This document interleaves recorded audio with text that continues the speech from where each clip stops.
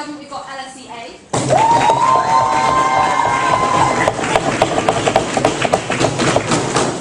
In opening opposition, we've got Sydney D.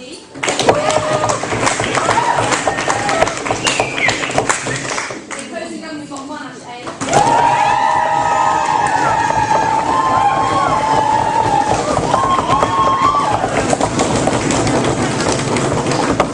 And in opposing opposition, we've got Yale C.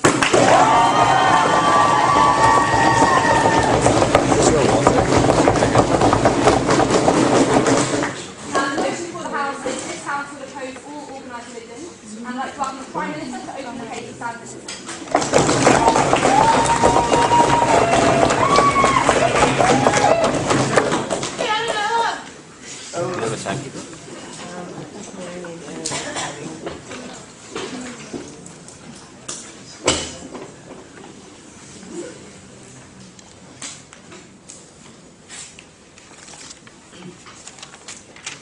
Okay. We'd like to stand before you and introduce the case. We think all religiously based social organizations and hierarchies are bad for a civilized society. We think there are multiple practical implications of this. Obviously our political system would be more Turkish, our education more French, but we'd rather broadly speak with the philosophical position that we think this is how society ought to be ordered. We think this was a broad notion and ought to be debated that way. We think this applies to organized religions which are hierarchical in the grand sense, that the Catholic Church has a pope, but also in this lower sense. So the idea that one person is the imam of his local community may not be as bad as the pope leading all Catholics. We still think it's still bad. I'm going to talk about entry and exit harms to organized religion and organized communities that you're often trapped into. I will talk about the institution of hierarchy this creates and why it's bad for societies in which it coexists. I'm just going to talk about the political harms of this to democratic and to civilized societies. So firstly, what are the entrance and exit harms? We think when you allow a certain religious concept, a certain philosophical idea to be given an institutional mandate, whether that's through the Catholic Church, whether it's through a local mosque, we think that has multiple harms. The first one to say is to children, we think are immediately sucked into a religious order that they cannot conceivably have chosen, that they have no ability to consent to. Obviously we accept that without institutional religions, parents would pass on their beliefs to their kids. We think it has a totalizing effect, though, when the kid only interacts with other people from his own community in, for example, a Muslim school or a Christian school. You give sanction to his parents' prejudices when you let them completely insulate them from the wider world in this country. We think that's very, very harmful for children. They don't think they can meaningfully consent.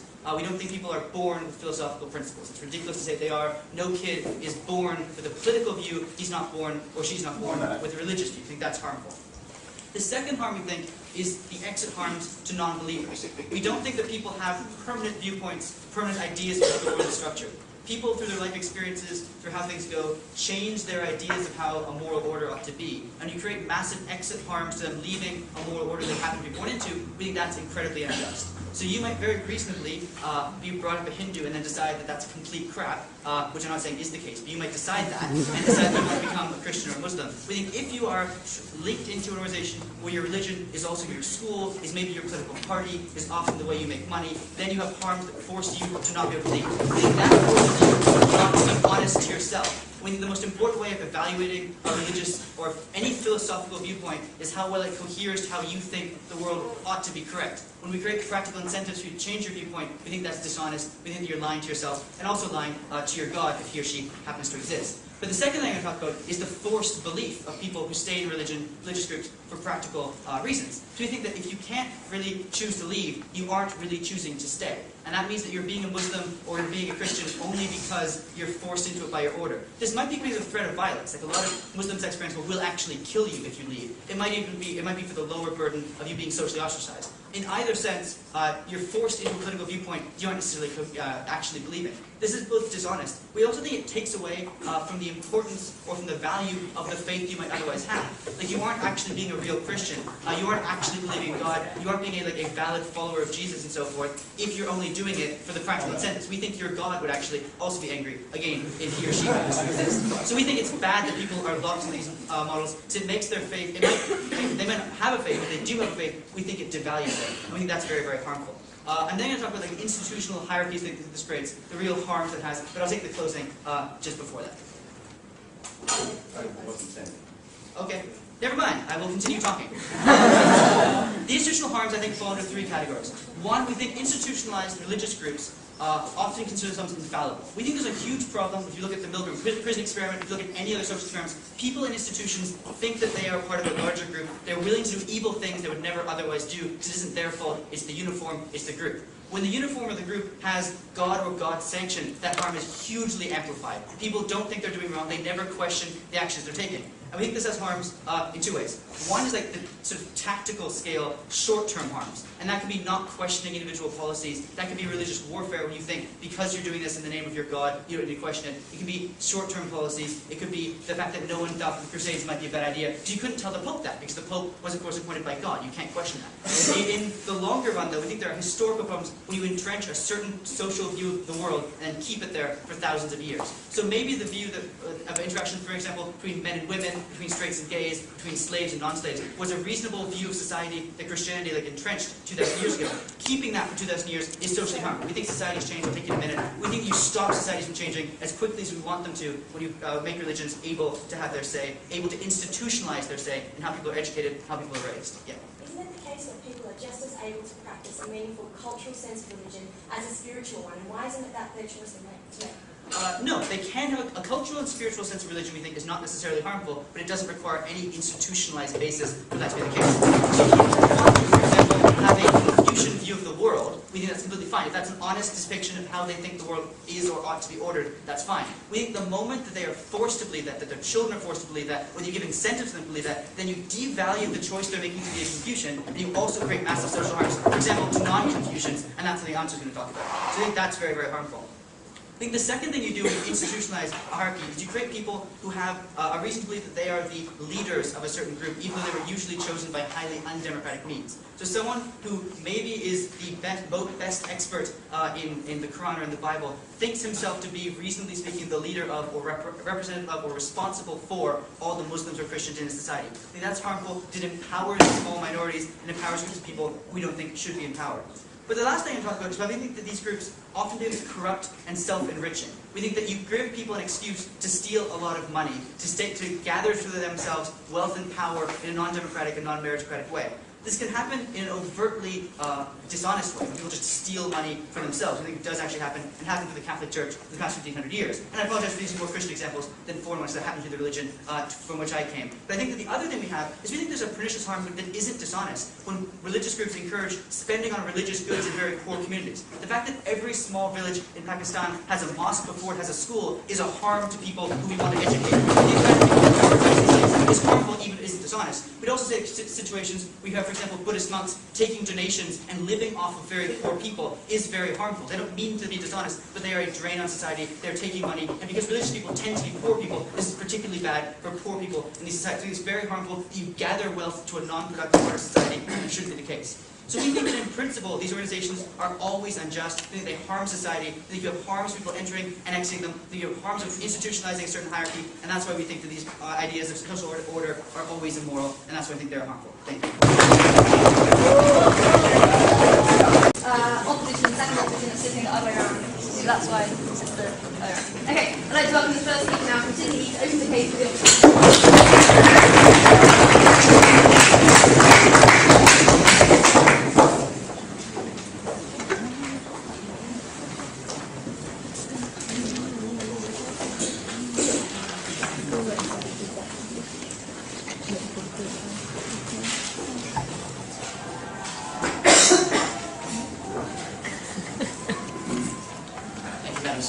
community organisation that gives individuals motivations by which to help others. That would be the major contention of the intervention today, in showing why religious organisations are a means by which burdens can be lifted off the state that would otherwise be placed on them, a means by which individuals can help one another and find and organise meaning in their lives, and why those organisations are therefore particularly important to those individuals. But before that, some rebuttal. On the questions of the entry and exit harm, they told us that children never have a choice in this. We'd say that's not so much of a problem.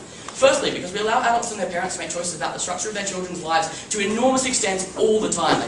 Where they live, what they wear, what school they go to, and those individuals is part of the right of the parents to construct those children on that basis. But also, when those children are adults, they have the capacity to make that choice themselves. It's a choice that many people in this debate, I'm sure, have made after being raised in religious institutions, ladies and gentlemen. But that choice is something they can make as a consenting adult later on. They told us that those individuals, therefore, feel forced to remain in that institution because it's important to their local community. Exactly, ladies and gentlemen. Those individuals are making a qualifier where they say this particular aspect of my identity, the education, the support network, and the family, and the feelings that I get out of that are more important necessarily than the fact that I don't believe in that God. We're quite happy for individuals to make that choice and for individuals to exercise that choice on a regular basis. We think also people often do leave religions, and that's quite within their rights, but we're going to bring the case that it's particularly good for them to stay in them in many circumstances. We think individuals can choose aspects of their identity, they can choose them as adults, but also the parents can impose things upon their children, and that's particularly a valuable form of social organisation. Secondly, on the question of hierarchy.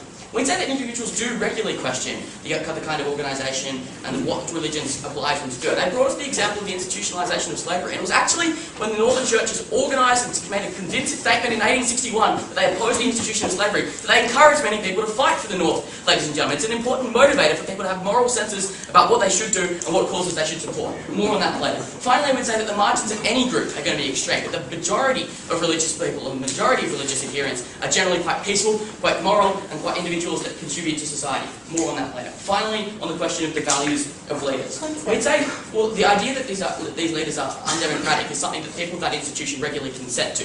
They choose people on the basis of their expertise. They choose people, ladies and gentlemen, for their empowering and their capacity to provide meaning to their lives. We think that's something they're quite good at. Finally, they told us about wealth and power. They told us all these institutions often take spending. We'd say that the non-profit motivation of religious institutions often means that spending goes to areas of greater need. Ladies and gentlemen, more on that later on. But particularly on this idea that, well, they're spending money on religious goods before other goods. We think they've got the causation a little bit confused here. Religion provides a motivator for Pakistanis to learn to read, because they want to read the Quran in the first instance, ladies and gentlemen. When they have that motivation, they're shaped by the religion, they're more likely to want to be in that school in the first instance because they're provided with a meaning from that institution, with the outcomes of that are particularly important to them. It may have been once appropriate to rely on religion to deliver government services, but that was because we lived in homogenous societies that were predominantly Christian a lot of the time. How is it appropriate in contemporary democracies where we have many different faiths? Okay, a couple of things here. We think often these institutions work in interfaith ways because they have common goals and that in those instances. Secondly, we think they put things on the agenda because they're motivated by different instances than politics necessarily is, but more on that in my second argument. So the first thing I'm going to talk about is why freedom of association means people should be in religion, but also why religions make for better individuals. Second thing I'm going to talk about why religion is a socially valuable institution and why it reduces the burden on the state. We'd say, and we don't think it's particularly contentious in this debate, that freedom of association and the extension of a freedom of expression means that people are more likely to connect in organised rather than personal religions, ladies and gentlemen. That communities naturally seek out meanings and commonalities and things that they agree on and therefore talk about and organise themselves around. We'd say, in the instance that people believe in a God, if it's a he or a she, that the personal connection to God is facilitated by organised religion, and that's natural that people will form those communities in the first instance. But why is that a good thing? It's a good thing for a few reasons. The first is that it provides structure and meaning in people's daily lives, and it provides a broader purpose to their entire life. Religion is a significant motivator for people to structure their lives or pursue goals or better themselves or empower themselves to create change in the future. We think that's particularly important. We think secondly, they provide guidance and meaning in terms of forming codes of morality. We're not saying morality can't exist independent of religion, but often it's easier understood in the terms that religions establish and the terms that religions create, as people feel that there is an example that they should be held up to. There's an example of morality and an example of the standards that they should be held to.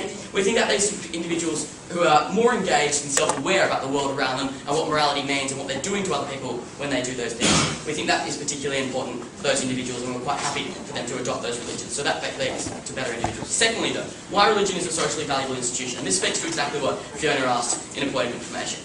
So when people have that duty and the idea that they want to realise that spiritual connection with God, we think almost all religions attach to that an idea of a Samaritan cause. The major religions in the world impose a duty upon their members to help people and help others. We think this works for a few reasons. The first is that religions operate on different motivations to the political sphere. So they put things on the agenda that would not otherwise be there, things that politicians can't necessarily gain any traction out of. So religious institutions in Australia and in the US do great work in reducing homelessness with a particularly disempowered group that couldn't otherwise get their agenda on there. That's because religious people aren't necessarily motivated by what they could get in return for doing that work, or the politics or the re-election that they can gain from that. They're motivated by the fact that they think that homelessness is in and of itself. The second reason religions are great forms of social institution is because they have great capacity to mobilise and organise people very quickly. So religions impose, and we don't think it's necessarily a bad thing, a duty on the people in their churches to give up 20% of their income to help that institution, or in the instance that there's a crisis, to mobilise those individuals very quickly to help that. We think that sense of duty gives those people a common person. So in all the major religions of the world, we say that there's this kind of Samaritan underlying undertone. Islam, where they oblige 20% of their income. The Catholic Church, where they pass around the thingamabob every week, and sometimes it comes by twice, ladies and gentlemen. And we think this will have a few major benefits. First, is that they work on a local scale, where an individual falls out or is unemployed, and they don't necessarily have the family network to fall back onto. That church will look after that person, and that person will never fall onto the burdens of the state. That benefits those people regardless of whether they're a part of that religion. That benefits people in multicultural societies as well, because that burden never falls upon the state. The second thing is they operate charity operations on a far greater scale. They run hospitals, they do things around the globe, they create institutions that go into countries where other people would be unwilling to go, or states can't go, ladies and gentlemen, because they would be violating international law. And religious institutions are more likely to be appointed in. We point you to Cyclone Nagas in Burma, where they were able to help those individuals in a way that other states couldn't. Finally, ladies and gentlemen, they're strong because they politically lobby for change that otherwise wouldn't be politically lobbied for, because they have different motivations to politicians around the globe. Even if those institutions are exclusive, ladies and gentlemen, even if they exclude people not of that religion, the fact that that good is done means that burden doesn't fall to someone else. In most situations, the state. That is a good for all people, regardless of their faith, ladies and gentlemen. Religions are important to individuals. Religions provide social safety nets that organise individuals, and religions provide meaning to individuals' lives that they can't source from other sources, ladies and gentlemen. We're very proud to oppose.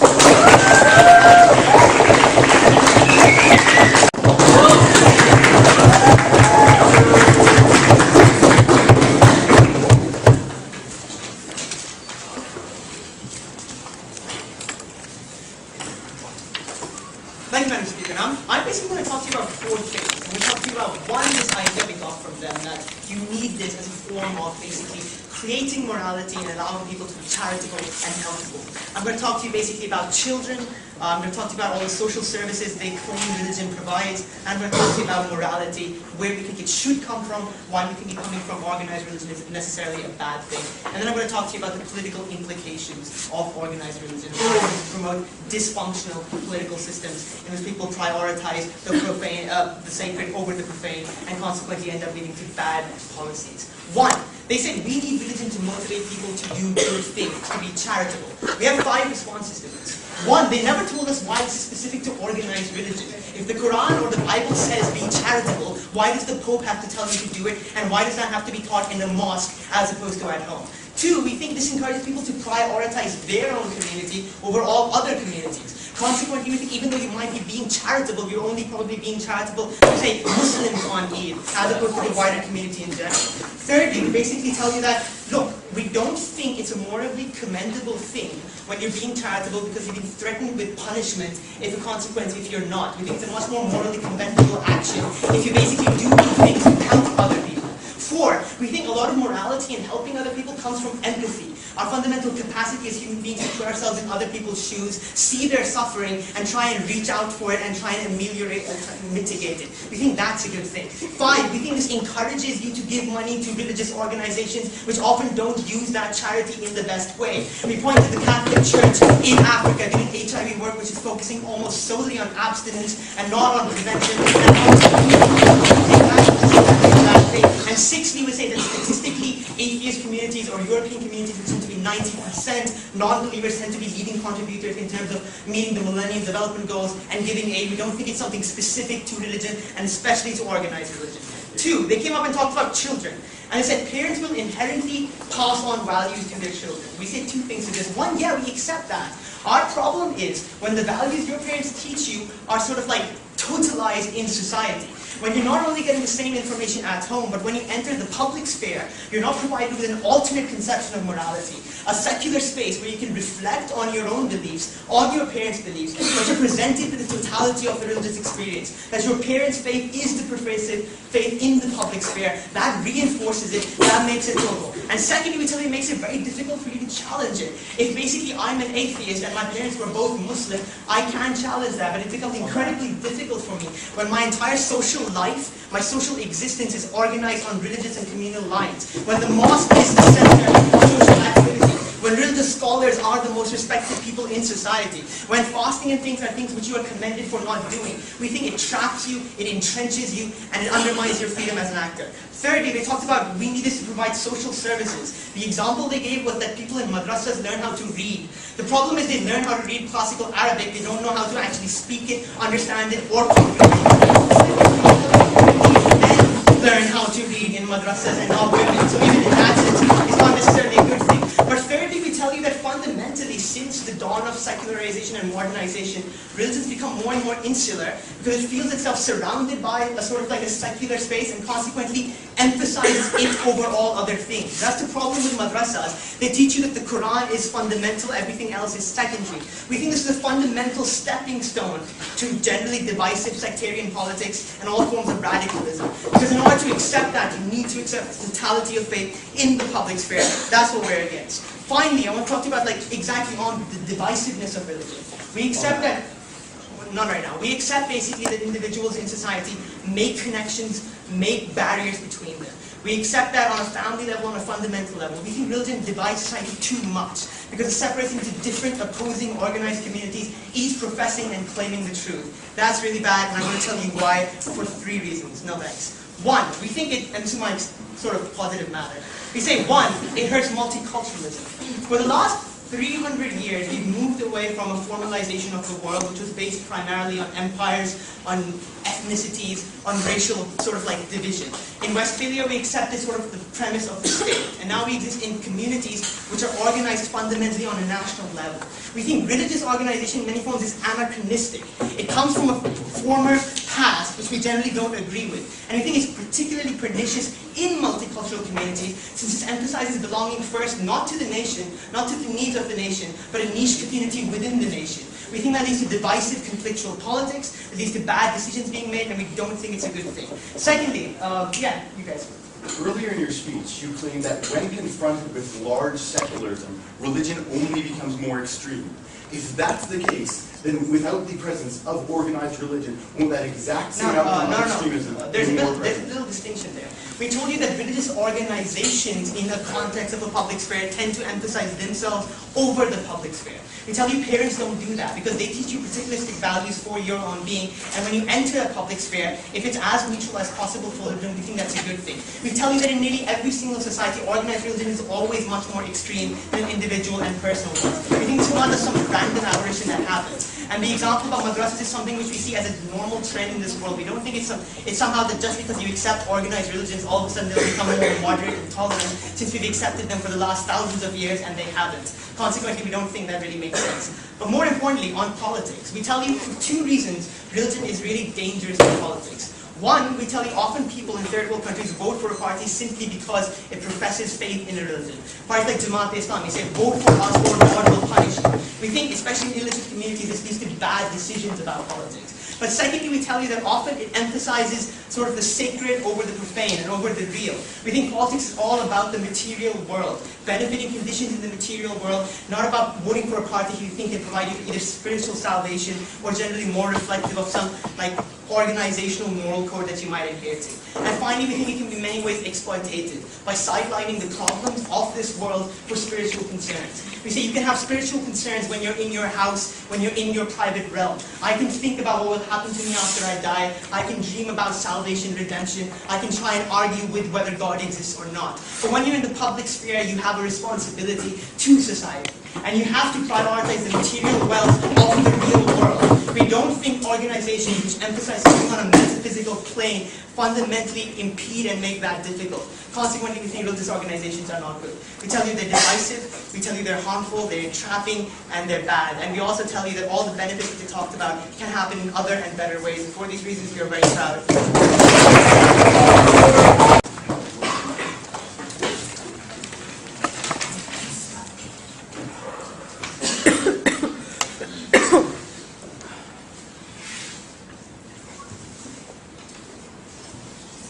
Ladies and gentlemen, what the European government has never told us is if these organisations are so pernicious and so coercive, why do people opt in?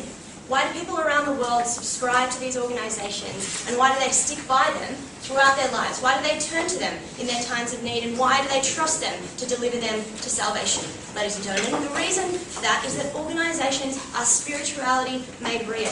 It is someone's connection to God made real in the real world. It allows and facilitates a community to collectivise and practice good works in a way that individuals are unable to do on their own. People are unable to meet the burdens narrative set to them by their God on their own. And we should allow them to collectivise and reach that. If we believe in freedom of expression, then we believe in freedom of association. Ladies and gentlemen, before I get to my substantive on the value of these leaders and on why organised religion facilitates discussion and engagement with the world, I'm going to talk on a few things in rebuttal. To this issue about how people can't consent, particularly children, Dom already said we give parents a broad mandate anyway, and that's good. And what we heard in response is that people need a place to reflect, and what about if there's religion everywhere they go? Well, ladies and gentlemen, the space to reflect is adulthood. We think that cognitive development provides the capacity to critically analyse these kinds of organisations and the kinds of things that they prescribe. And I'm going to tell you more in my substantive matter about why organised religion forces religions to codify their beliefs, and that makes them easier to critically analyse them.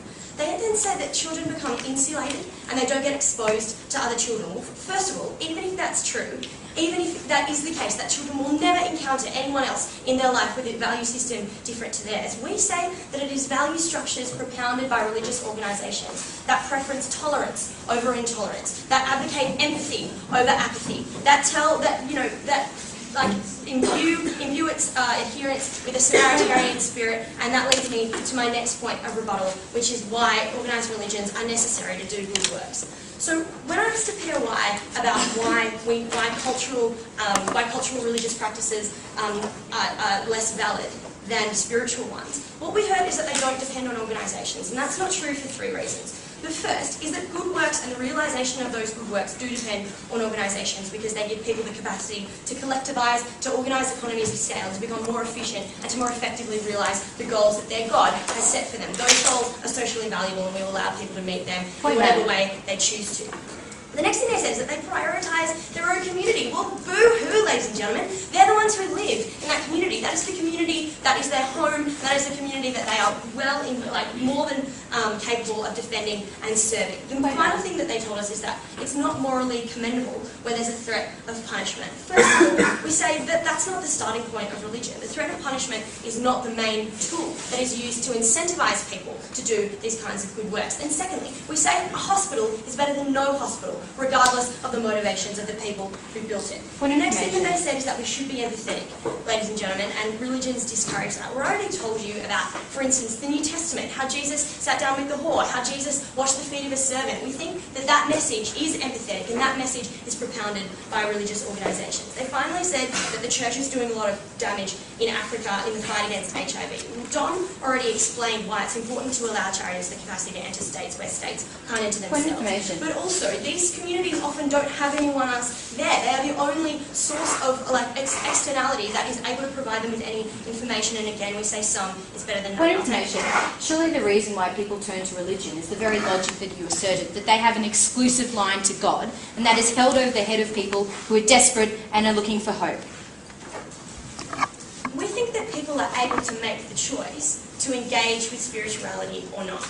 Moreover, once they make that choice, we think that it is well within their capacity to choose to opt into an institution that makes that real. Furthermore, we don't think that in a lot of cases the charitable institutions that churches set up are exclusive. We don't think that the Salvation Army will turn away a Muslim person from a soup kitchen.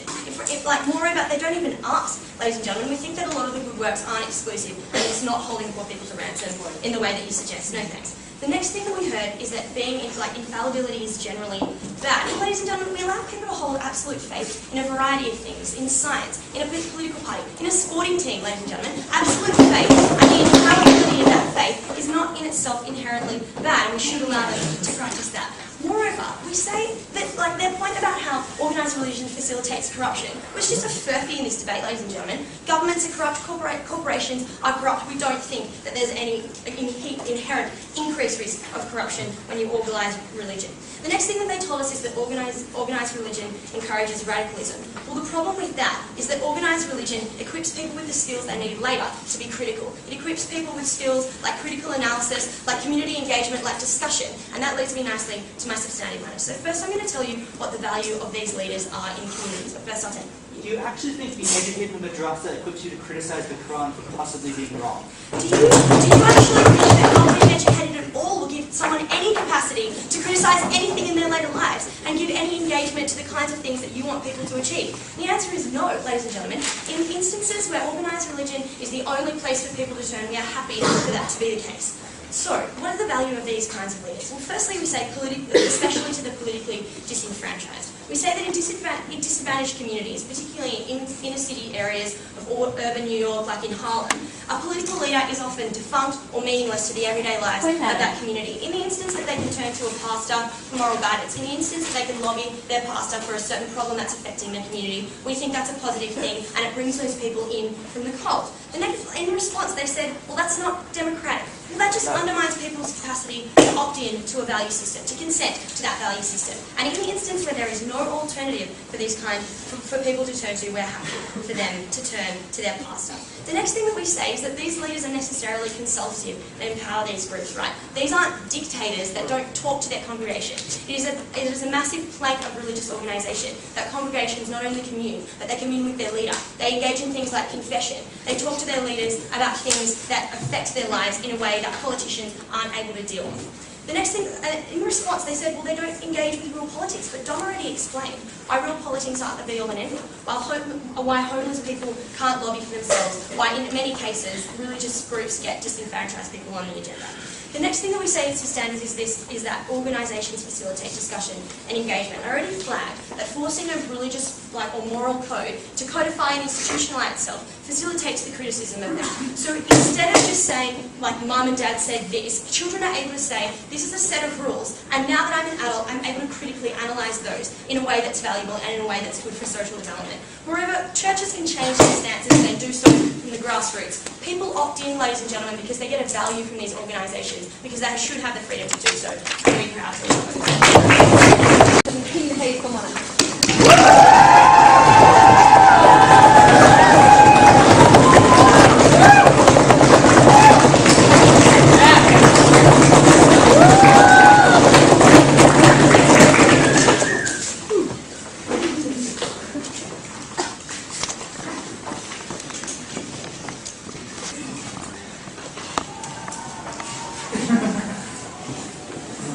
We're ahead. What we just got from the Deputy Leader of the Opposition was a false choice. This is not about religious schools or nothing. This is about religious schools in many cases versus secular schools. In the vast majority of nations where this debate occurs, and in every other case. We think the problem with organised religion and the prominence it holds is that it undermines the incentive and the pressure on secular governments to provide adequate secular services for all the people who require them, and that organised religion often stands in the way of the provision of adequate secular services for those who would like and require. But more than that, religion stands against progress in society in many ways, by encouraging and denying rationality, by encouraging people to accept the word of God, and by entrenching anti-progressive structures in patriarchies that deny the rights of women throughout societies. And a lot of those things are what package and constitute our extension. But before I talk about that, I want to look at a few things that they've said. I first want to look at the value to society, and then at the freedoms of association and why people turn to this. The values of organised religion that we have heard from them are a few. The first of these is that religion provides education, and that it's a case of madrasas or not. Now, as I said in my intro, this is a false choice. Even in places like Pakistan, where there are problems in the secular sector. That is largely because organised religious groups actively pressure people not to go to secular schools, actively bomb and destroy secular schools and harass people into going into madrasas. And the international community would throw billions of dollars into secular schools if organised religion wasn't there to stop it.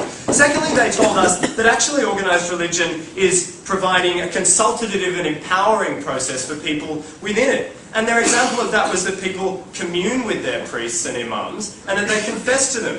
We'll tell you what confession is. That's you tell them what you did wrong, and they either absolve you or not. Communing with your priest or your imam is you tell them their problems, and they tell you what God would say you have to do. And they tell you what the word of God is when it comes to how you change your religion or not. That's not the choice of the every person in organised religion. The whole premise of organised religion is that the priests of that religion exist there as the keepers of that religion, as those who interpret it. And that denies the right of individuals practicing their own faith to interpret it in the ways that are most meaningful to them. But the second part of the value that they told us is that religion plays a role in keeping people away from government services. And they told us in terms of charities and other things. We have a couple of responses to this. First, we think that these religious charities don't often take and use all the money that they are given in religious obligations effectively. The vast majority of religiously connected money goes to funding religious services, not to charitable organisations. If that's their goal, they should be getting people to donate it. Secondly,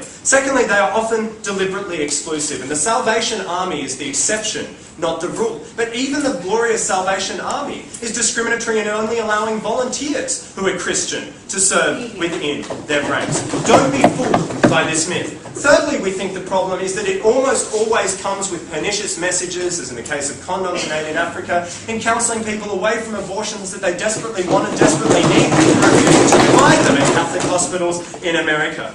Fourthly, we think it's important to recognise that religion is on the wane, that in most societies, religious-based charities are the minority of services and are certainly on the decline compared to secular-based charities who equally have the lobbying incentives that they talked about, because the compassion and the humanity is a thing of the human condition.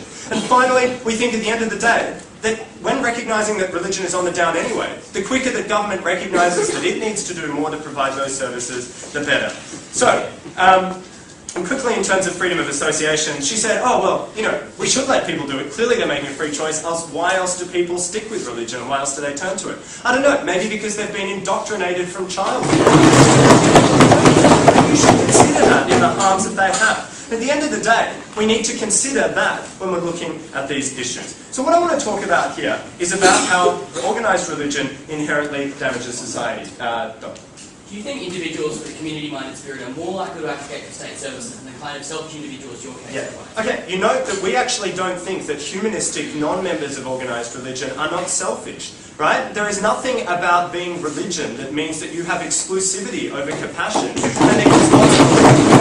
there are secular communities that are strengthening every day. I had to say it, even through things like online social media that connect people in all sorts of communities. And we need to do things at government to foster that, not just trust that religion will do it. Government policies should seek to foster senses of communities in people. We think that's important. So, 4 main reasons why we think that organised religion damages society. The first of these is that organised religion is premised on irrationality.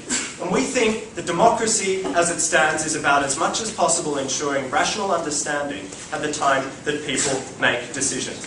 Why do we think it's premised on irrationality? Because at the end of the day, the religious believer who is signed up to the doctrines of an organised religion must take the word and the interpretation of the Pope or their Imam as being the true interpretation of the faith that they stand for and the faith that they believe in. And that's incredibly harmful because organised religion actively encourages people not to question, actively encourages people through things such as the doctrine of papal infallibility, not to question the rulings that are handed out, and not to think in rational ways. When we think that democratic consent as much as possible is tested by whether people not necessarily made a good or bad choice, but were rational at the time that they did make that choice, we think this is critically important. Secondly, because organised religion acts as a static and anti-progressive force. And that's precisely because, unlike individual faith, organised bodies and organised religion exist precisely to hold back and to entrench that the particular view that they see should hold to religion. That there is the greatest change that we saw in the Catholic Church at Vatican II in the last 100 years was that they changed from Latin to English in the sermons that they have. Organised religion, as opposed to individual faith, forces people to accept ultimately conservative messages about the interpretation. The third reason that's harmful is because there are particular harms that come from that. Most above all, to women in society. That organised religion to this day maintains patriarchal power structures at the highest levels in nearly every organised religion in the world. That the more conservative you go in these organised religions, the more they maintain that women have particular roles, particularly when it comes to raising children, particularly when it comes to serving in a family in a particular role. And that is incredibly harmful in societies that are egalitarian as a whole. But the fourth and most harmful reason is that at the end of the day, the power of organised religion, particularly in societies and the way that that's conceived of, undermines the need for the state to do more in these services and for the secular sector to provide more. Because we think that the ultimate end in this is that everyone should be free to have a secular education, should be free to have secular services that are equal. And when they turn this over to organised religion and leave in place all the powerful Catholic and religious schools and otherwise, they force people into these choices. So for these reasons, we believe that organised religion is inherently damaging to society. Thank you.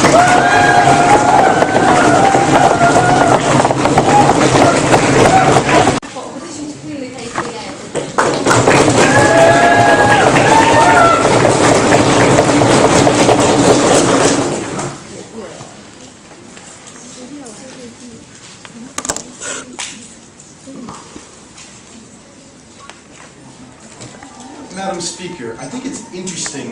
that Victor talks a lot about people being indoctrinated into religion, because I think he's been just as indoctrinated into secularism and pure rationality. So the first thing I want to do is respond to their extension, which is that religion stops people from adopting rationality and stops people from adopting a pure logical and scientific framework in their life. Why? Because we think everyone adopts some sort of fundamental premise which is the basis of how they live their life. We think none of these premises are provable. At some point, they all come down to some sort of presumption, some sort of assertion. And if I asked Victor to prove why logic is inherently true, he couldn't do that. If I asked him to show me that something cannot both exist and not exist at the same time, he couldn't do that.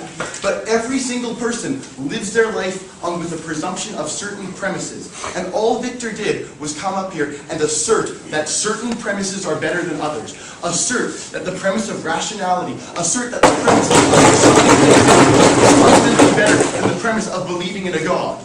But we don't think that's necessarily the case. I mean, the vast majority of people in society do not think that's the case, as evidenced by the plurality of people who do choose to be part of some sort of religion. But we think at the point where Victor is simply asserting that those beliefs which he holds on to strongly are fundamentally best. It's not inherently a good thing that everyone else buys into these. I think every analysis that Victor does of the rest of the world is going to be done on the basis of the scientific method. And we think he is apt not to question that, just as people who buy into religion are apt not to question that religion. We think fundamentally neither is any better than the other, that everyone's life will be based on some presumption which they will not question, and he hasn't shown us why his presumption is the right one. I think that's what we got in the main of his extension. I'll deal with the other more blippy stuff throughout my speech. That said, I want to get into our extension. No, thank you. Which is that we think very few people in this round have actually analyzed what the true alternative to organized religion is. And what we're going to do is tell you that the alternatives to organized religion are fundamentally more extreme, fundamentally more divisive, and actually much, much worse for society. So recognize on the panel that religions in general want to increase the number of people who believe in them. Because they believe that what they believe is the truth, they believe that it is something that in many cases all people should believe.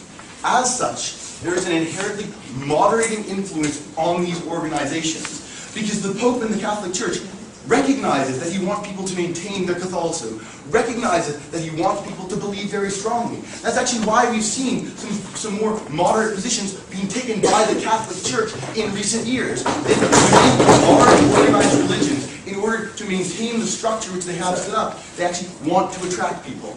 On the other hand, when you give people free rein to believe whatever they want, when people do in fact have no basis, no external basis for what they believe, they often tend to gravitate towards quite extreme things. Why is this? It's because there's no external confirmation for what they think is true. So in order for them to be so sure of themselves, they have to be very extreme in their beliefs. What does this mean? We get situations like what happened in Waco, Texas, with a cult being formed by David Koresh in a group of people who previously were not engaged in organized religion. We get situations like the Jonestown massacre in Guyana, where thousands of people were killed because in order to find something that they could believe in that was not a clear structure, they turned to very, very extreme positions which are the only other way of getting this clear confirmation. I'll take front out. Sorry, how is a cult that accepts James Jones as their infallible leader not an organized but small religion? What we are talking about is in a world where we don't have these large organizations, what would the alternative be? While the alternative may seem like small organized religions, what I'm saying is that is simply what will result from their world, but that these small organizations will be much more detrimental. They can't just assert that if they remove the Catholic Church, that nothing would ever form in lieu of it. That if they remove the Muslim Church, the Muslim faith, that nothing would ever form in its lieu. And that's why we think that POI is just silly. But moreover, what we're going to tell you is we think that organized religion is better because it's more stable. We think it may not be immediately more progressive. We think it's better to have a society where you don't have rapidly changing views, where homosexuality may be accepted for a decade and then not accepted a decade later. We think it's the case that religion does essentially ensure that Jews are more stable. What this does, it helps to stop conflict. I think a lot of societal structure is based on the idea that people have these shared values to some extent, which are in many cases based on some sort of presumption of religion, whether it be a monotheistic or other religion. I think at the point where people do share these values, we can create a society which better caters for them. We may not be able to change it as immediately, but it means we don't get the instability that we get on their side of the house. No, thank you. So that said, I want to look at the debate that's happened on two levels. Firstly, is religion good or coercive for individuals? And secondly, is the structure of religion beneficial to society? So on this first level, what we hear from the government side is children are sucked in. They don't encounter other viewpoints. First off, says, well, parents should be allowed to do this, and look, they can decide if they do it. We agree with the first off response. But moreover, what we tell you is exactly what I told you in response to their extension. That fundamentally, every society is premised on some common value, whether it's the values of liberalness that we tend to value in Western liberal democracy, or any other value. There is some value that everyone shares around, that you will be exercised in that community if you do not hold yourself, and that you are fundamentally indoctrinated into as a child, because every child is politically socialized by their parents, because every community has some sort of shared common value, that this is fundamentally no different. No thank you. So we don't think it's the case that they can claim that there's a unique harm to religion here, or even a harm over whatever religion may be replaced with. But the second thing we tell you is that religion is valuable to individuals. And first off, says it gives them value and hope. But moreover, what we tell you on our side is that you need organized religion to provide the confirmation of those beliefs. Because if those beliefs aren't confirmed, they can't provide that value, because there's actually no way to know that it's true. There's no way to know you're getting salvation, because no one shares that belief with you. But moreover, often organized religions simply make these things more accessible, which we think is a good thing, even if they exist on either side of the house. And we point to the fact that humanism is actually much less strongly held to than most believers of organized religion. The second thing is the structure of religion beneficial to society?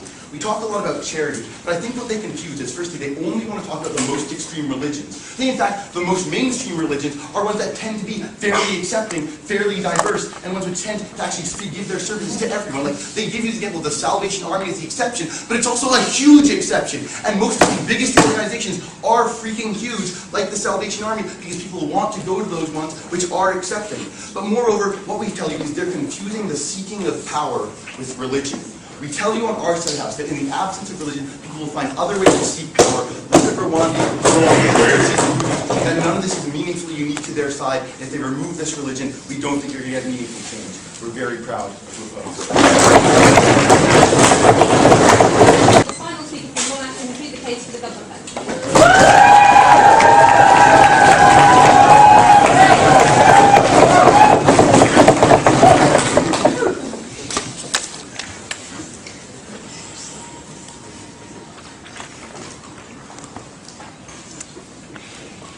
Well, I've heard it all now, Madam Speaker. The idea of an organised religion is that it gives you an exclusive line to God, and that was the basis of the opening opposition's case. The idea of organised religion is that it gets you a priority ticket into the big, great heavens of the sky ahead of everyone else. And those two things apparently mean that religions stop conflicts. That was a complete assertion by the speaker that we just heard then. We think that consistently organised religion has shown that conflicts flow necessarily from it, that they in fact advocate for those conflicts, that the vast majority of conflicts in our world are premised upon religious differences, because the idea is that you are so different to someone else, that they don't believe in your God, that you can't possibly engage with them in a meaningful way unless they change their minds. It's absurd to suggest the religious is not contentious there. We told you 4 things in our extension. We firstly told you that religion itself creates no space for debate, because it's premised upon an irrational belief that the interpretation of God is correct. Our issue in this debate is not with faith. Our issue is with the idea that there is an exclusive control and monopoly over the distribution and administration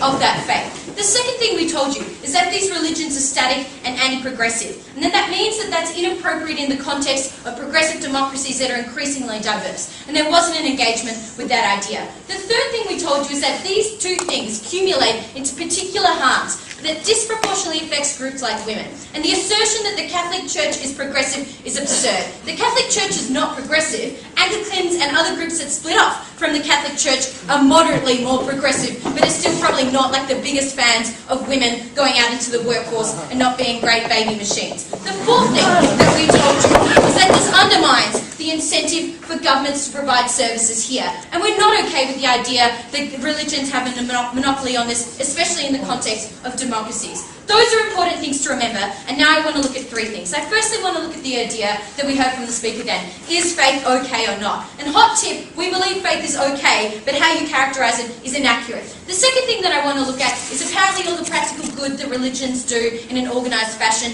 And finally, I want to look at the ability of individuals to consent to this. So let's look at the idea of faith. The first thing he told us is that people adopt certain premises and that this is just the same and that really we're the ones that are indoctrinated in today's debate. Well, firstly, society does believe that there are certain absolute rational decisions that can be made and that you're in a rational state of mind sometimes. That's why we evaluate whether someone is confident to make decisions that significantly affect their lives here. So we already qualify those beliefs. The second thing we'd say, though, is that the issue in today's debate is not faith or not spirituality, and I think that was pretty clear from points we asked early on to the opening team in today's debate. It's about, given the premise and the monopoly over the distribution of this faith, are individuals in a position to really be able to make a decision about whether they criticise that faith or whether they adopt that faith. And the exclusivity of direction that churches and organised religions holds has flow-on effects to how people vote, to how people interact with other people in communities, and that's particularly damaging.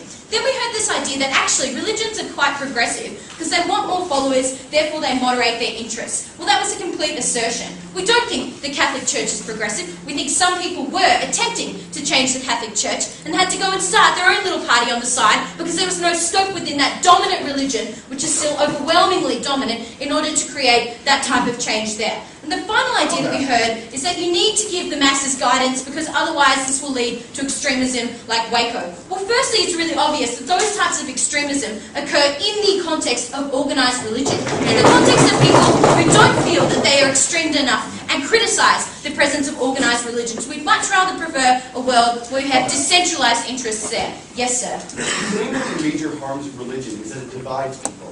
People are more divided when every individual decides on a different religion as a different interpretation, or in large groups of people decide commonly on a single interpretation. Thanks, sir. Well, like within your religious group, I'm sure you're like really good mates, but the question is when you talk to someone else. And the idea that because everyone engages in a different moral and ethical evaluation, which was sometimes what your case suggested at points, does not lead to conflict. It leads to the recognition that people have different priorities and interests and values in their lives, and it promotes the idea of acceptance and understanding between people. So let's look at this idea about the practical good that they asserted religions do. The idea that we heard from the opening opposition is that there is a duty in religions to help others. Firstly, that is not exclusive, and there is no monopoly and absolute control over humanity and being kind to your fellow man that religions hold. We think that non-religious organisations are increasingly providing those services, and it's unfair to suggest otherwise. But secondly, not all religious people are as giving as they would like to believe. But if they are, it's in the context of converting you. So when a Catholic organisation engages in abortion hotline counselling, it's not because they really want to help women make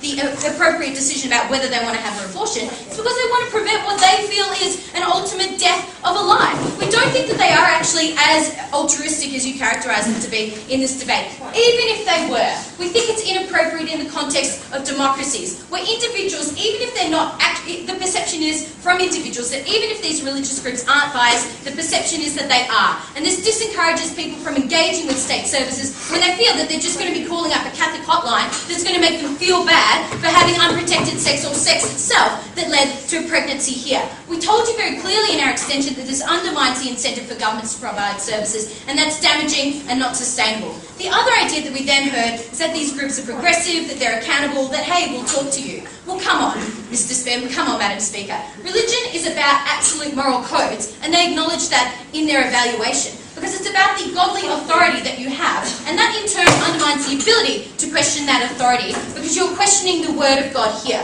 We think the consequences of that is that they're inherently not progressive. And the consequences there aren't that you have low levels of corruption, it's that religions feel that they're above secular law because they're speaking directly to God. That's why you have the environment rightly created for things like child abuse scandals or abuse of women within the Catholic Church, or even just the repression of women across the board by various religions. The final thing that I want to look at is individuals. Firstly, this idea about children. Well, firstly, we curtail the ability for parents to make choices all the time on religious grounds, i.e. immunisations, i.e. blood transfusions, i.e. polygamy, i.e. the schools that you send them to. So we recognise that we infringe that already. And the reason we recognise that is that it's firstly damaging to the individual in that short space of time. But even if it wasn't, when you grow up, it's incredibly difficult to question that religion when that's all you know. If we accept their characterisation that you grow up in these religious communities, then in what position are you to leave that community when that is the sole foundation of your lives? The idea that this provides moral support is not a contentious one in today's debate. Of course religions do in part provide moral support. The question is what happens to individuals and how do they feel when they break the codes of the church? They feel guilty when they have to confess, when they're told that they've done something wrong, when that compromises their ability to get into heaven. Madam Speaker, organised religions are ultimately damaging for a large group of people within our community, but it's particularly damaging because it undermines the role of the state and undermines the role of groups like women. We are proud to oppose.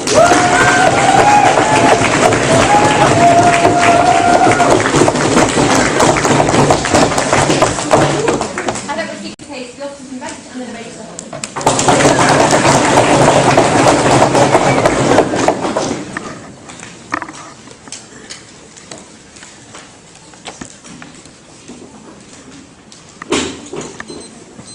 Madam Speaker, what side proposition has done today is try and convince everybody that the extreme fringes of religion are representative of mainstream organized religion. They try and use examples like secular schools being bombed by extremists in Pakistan and make it look like organized religion inherently as a whole encourages this type of behavior. But they never responded to what Ben and I proposed. We said that the problem is the seeking of power in which religion is only an instrument of, and is nothing inherent about organized religion that causes this. We could say the same thing about things that Western liberal democracies accept as commonplace instruments in society. Corporations may seek power. Enron screwed over millions of people. It doesn't mean that corporations are inherently bad or that corporations inherently encourage this type of behavior. Democracies are generally considered pretty good things by Europeans, but just because Pinochet ran a very bad democracy doesn't mean that democracies are inherently bad. We can see that the seeking of power is the problem here, and so I don't think that we should let them just pretend like these extremist behaviors are what we should be looking at. I want to look at 3 levels of religion and show why it's beneficial. First, on a personal level, second on a societal level, and third, why organized religion is preferable to disorganized religion. So on a personal level, we agree with first off that sometimes it's better for people to have some sort of derivation of morality. So maybe morality isn't inherently connected to religion, but we think that sometimes you can communicate that morality to religion. But I want to get this point on irrationality because I think it's absurd for them to say that that the problem with religion is that people are indoctrinated and assume that things are inherently correct, when they themselves have never justified why mainstream progressivism is best for every single individual. They themselves have never justified why their definition of rationality is better for every individual. What she says is, well, society makes decisions. So society has also made the decision, given that the vast majority of people belong to an organized religion, that is considered a rational action to take. So I don't think it's properly, it makes sense for them to say that this is inherently rational when their standard is society making this type of decision. It really makes no sense. But furthermore, why is this more legitimate? Why isn't it legitimate for someone to choose that they believe in a God, or someone to choose they believe in an organized religion? Why is it more legitimate to accept the premise that the scientific method or that logic is already right? They never got up here and proved this. But the other thing they say is that they don't think it's good when desperate people come to organized religion to seek help. Look, I don't think, again, they've justified why this is the case. Oftentimes, these types of people are looking for an accepting community that will make them feel a part of something and allow them to support them. We think this is a legitimate individual choice, and that's what we think that religion helps you on a personal level, or at least has the ability to. And the alternative, I don't think is sufficient. Go ahead. Even if we accept your characterisation just then, that organised religion is about the pursuit of power, that doesn't take away from the inherent harms that are created by that pursuit of power, which we think is disproportionate in religions as opposed to corporations. So what we're going to tell you in the last sort of summary part is that the alternative to organized religion is disorganized religion, which is much more dangerous. Insofar as they've never shown you why organized religion inherently amplifies that pursuit of power, I don't think they can win this debate. But the second thing I want to talk about is the societal things that religion does that we think are good. So, furthermore, so first of all, I want to get this point about advancement, because they seem to say that, well, because you're irrational in your belief in God, you're going to be irrational about all aspects of society. And what Ben and I are saying is that we want to question this notion that irrationality extends everywhere, that irrationality is really something that's legitimate in the first place. What we think is the questions that organized religion poses to its members actually fuel more science because people want to know the answers. So, for example, when Darwin's daughter died, that's what fueled his trip to the Galapagos Islands to study evolution, because he wanted to find out the answers of God, wanted to try and disprove God. So, if they're really trying to say that this irrationality is going to stifle scientific advancement, we're saying this is true on both sides. That also, because of the presence of religion, we get more scientific advancement and we get more rationality in society as well. But then they talk about the divisiveness that religion causes. And I love her response to Ben's POI. Because what Ben asks is, if it is true that people are going to be incredibly divisive, then why is disorganized religion better when every single person has their individual morality? What she says is, no, if everyone has their individual morality, then people will become more accepting of different moralities. If that's the case, then why do we have conflict in the status quo? I don't get why it's different if there's large groups of people.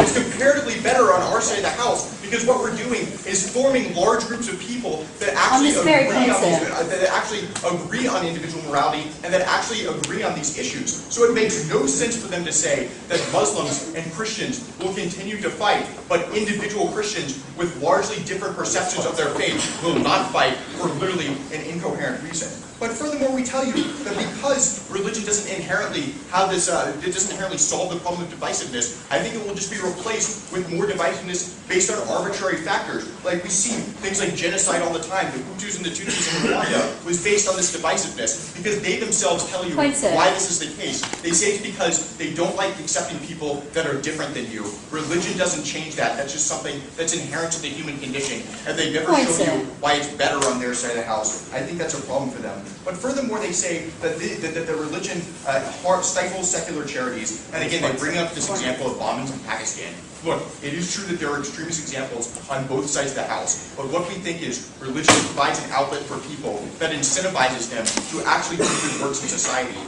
Some of the times that might result in something that's not preferable for society, but oftentimes it does, and I don't think I can outweigh it with a few extreme examples pretending it to be the mainstream. The last thing I want to talk about is why religion is actually, organized religion is better than disorganized religion. We reject the premise that these small cults should be considered in the scope of the debate as organized religion, because we think that they originated from people who were not a part of an organized religion. What we say is that the organized religion's impetus for actually existing is to gain more members and to reach out to other people.